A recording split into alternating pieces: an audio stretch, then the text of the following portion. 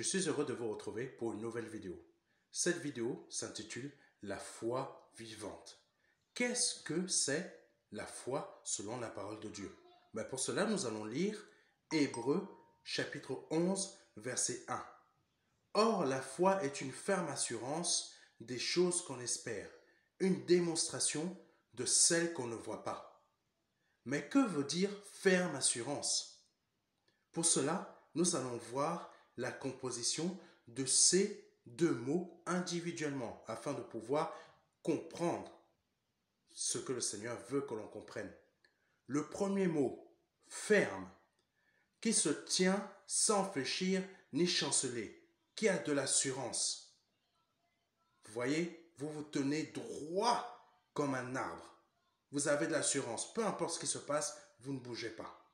Le second mot, assurance, confiance en soi-même.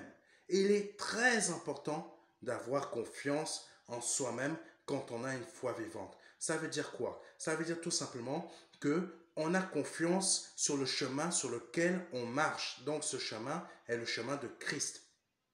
C'est une foi qui vous emmène très loin et qui va vous permettre vraiment d'ouvrir des portes, mais toutes sortes de situations qui sont compliquées dans votre vie.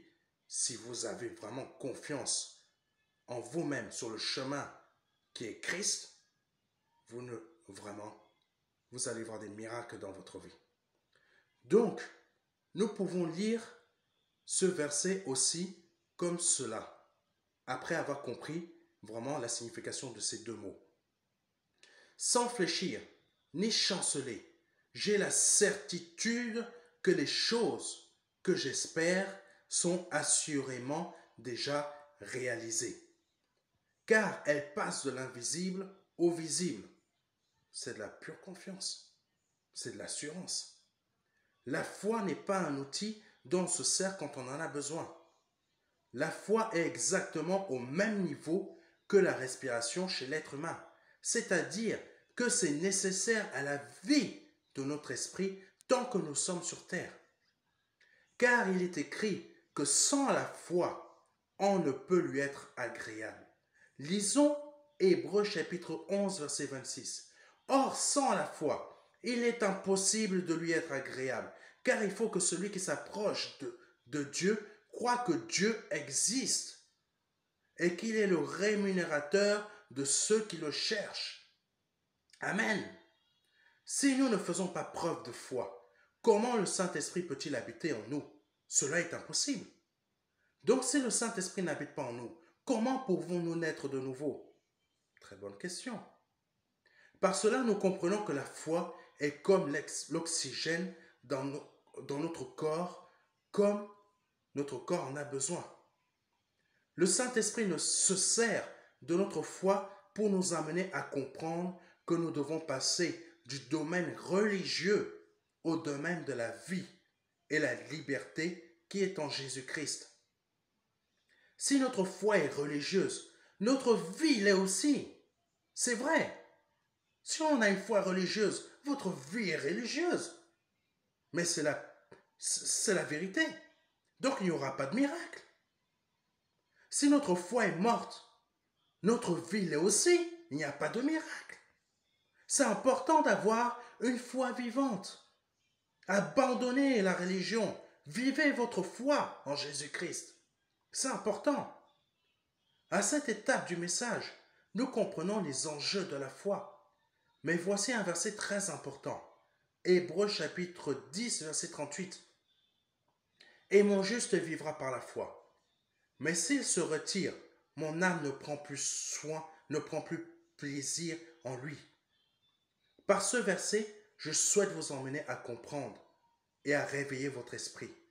Lisons Romains chapitre 1, verset 20. En effet, les perfections invisibles de Dieu, sa puissance éternelle et sa divinité se voient comme à l'œil depuis la création du monde quand on les considère dans ses ouvrages. Ils sont donc inexcusables. Qu'est-ce que cela veut dire?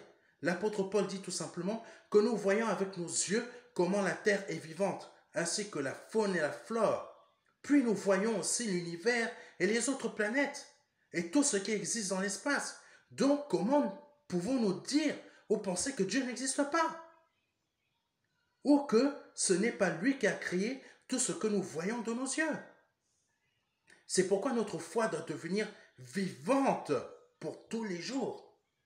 Je peux vous donner des versets qui parlent de la foi, mais je souhaite plutôt que vous compreniez que vous compreniez ces versets par des exemples simples. La foi vivante représente quoi? Votre confiance en Dieu et en Jésus-Christ, sans douter. Votre assurance sans faille en Dieu et en Jésus-Christ. Votre respect envers Dieu. Votre amour pour Dieu et son Fils, Jésus-Christ.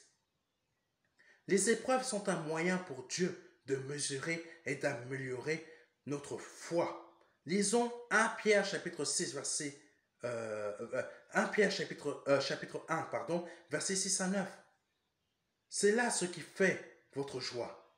Quoique maintenant, puisqu'il le faut, vous soyez attristés pour un peu de temps, par diverses épreuves, afin que l'épreuve de votre foi, plus précieuse que l'or périssable, qui cependant est éprouvé par le feu, ait pour résultat la louange, la gloire et l'honneur, lorsque Jésus-Christ apparaîtra, lui que vous aimez sans l'avoir vu, en qui vous croyez sans le voir encore, est glorieuse. Amen. Pardon, j'ai un peu avancé. Vous réjouissant d'une joie ineffable et glorieuse, parce que vous obtiendrez le salut de votre âme pour prix de votre foi. Si vous faites bien attention à la fin de ce verset, il est dit parce que vous obtiendrez le salut de vos âmes pour prix de votre foi. La parole de Dieu met en évidence notre foi afin d'obtenir le salut de notre âme. Mais pour l'obtenir, il faut faire preuve de foi dans le fait d'accepter que le Seigneur Jésus-Christ soit mort pour nos péchés afin que nous ayons part à la vie éternelle avec lui. De plus, il faut aussi faire preuve de foi concernant la résurrection du Seigneur Jésus-Christ et le fait qu'il soit le Fils de Dieu, donc Dieu lui-même. C'est pourquoi il est important de comprendre ce qu'est réellement la foi dans notre vie terrestre. Sans cette foi, nous ne pouvons vivre spirituellement et accéder aux bénédictions du Seigneur. Maintenant, nous allons passer à la seconde étape de ce message. Nous venons de voir ce qu'est réellement la foi, mais pour la vivre pleinement à sa mesure, il est nécessaire de comprendre qui nous sommes en tant que fils de Dieu, hommes et femmes. Je répète, hommes et femmes, parce qu'il n'y a ni homme ni femme dans le Seigneur. C'est marqué, même l'apôtre Paul l'a dit. Un esprit n'est ni homme ni femme, nous sommes tous pareils. Nous allons lire plusieurs versets. Jean chapitre 17, verset 21.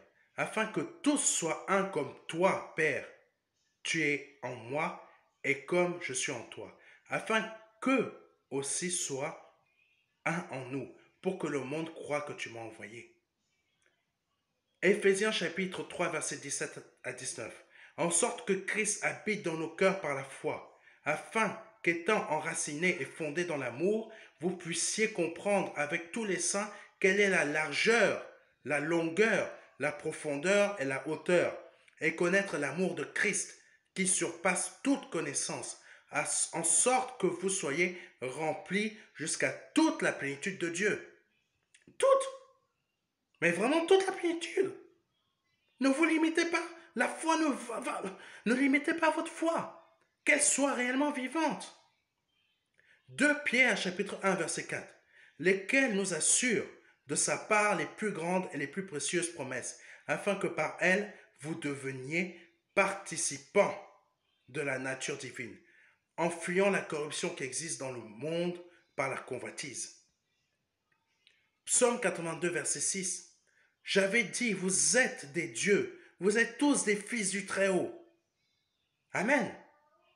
Ces versets n'ont qu'un seul but, nous montrer qui nous sommes. C'est vrai, nous montrer qui nous sommes.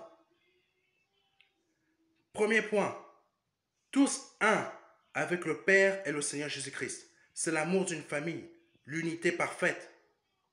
Deuxième point, Christ habite en nous par la foi, afin que nous soyons enracinés et fondés dans l'amour et que l'on soit rempli jusqu'à toute la plénitude de Dieu. Le Seigneur nous pousse à être comme Dieu, sans limite. Sans limite, car c'est cela la plénitude de Dieu. Mais pour cela, il nous faut faire preuve de foi, une foi vivante. Troisième point, nous devenons participants de la nature divine. C'est par la foi que nous sommes des enfants de Dieu et que nous refusons la puissance du péché dans nos vies. Amen. Vous pouvez trouver cela surprenant, mais pour vivre de la foi afin qu'elle soit efficace, mais vraiment efficace, il est important de comprendre que nous sommes, mais comprenez ça vraiment, c'est important, que nous sommes des petits dieux participant à la nature divine du Père et du Seigneur Jésus-Christ. C'est important à comprendre ça.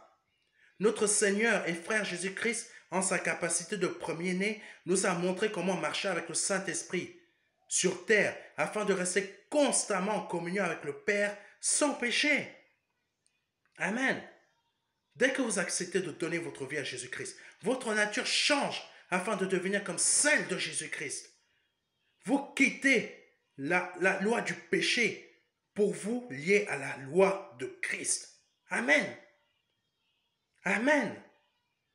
Quand vous aurez compris cela, vous pourrez alors comprendre la parole de Dieu et mieux la mettre en pratique. Oh Dieu. Et mieux mettre en pratique votre foi. Je ne sais pas si vous me comprenez, mais vous pouvez soulever des montagnes. Vous vivez dans un appartement que vous souhaitez changer, quitter, mais prenez en considération que votre foi est vivante, que vous êtes un enfant de Dieu, que vous êtes un fils ou une fille de Dieu. Mais mettez en action votre foi, mais tous les jours. Vivez-la, vous allez voir des miracles. C'est vrai. En avançant de jour en jour, vous pourrez mieux comprendre les sentiments de Christ et l'Évangile. Dans cette disposition de cœur, oh Dieu, c'est dans cette disposition de cœur que tout ce que vous demanderez au Père par le nom de Jésus-Christ, que vous serez exaucés. Parce que votre cœur aura une foi vivante. Amen. Mais vraiment, acceptez cette foi vivante dans votre vie. Acceptez Jésus-Christ dans votre vie. Si vous êtes déjà des chrétiens, évoluez dans votre foi. Évoluez vraiment. C'est très important. Soyez véritablement des fils et des filles de Dieu. Amen. Je vous remercie d'avoir suivi ce message. Et que Dieu vous bénisse. Et n'hésitez pas à me contacter si vous avez des questions. Et à bientôt pour un nouveau message. Au revoir.